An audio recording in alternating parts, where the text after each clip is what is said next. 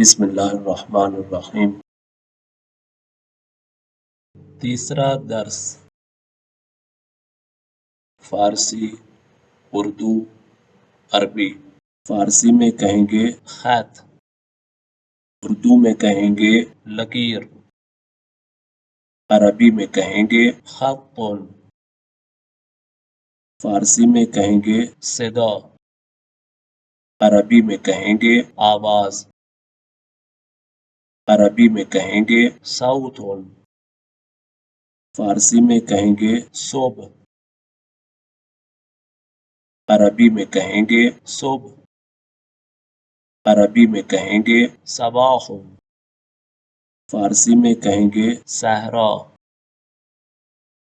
अरबी में कहेंगे बियाबान, अरबी में कहेंगे सहराउन।